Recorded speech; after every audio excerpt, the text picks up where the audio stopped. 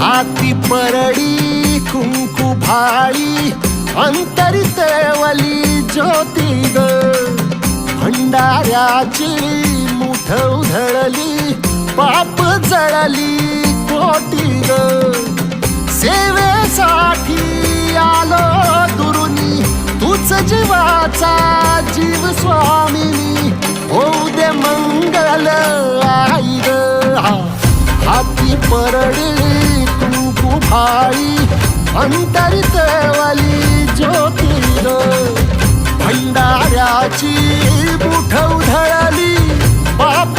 जळली कोटी ग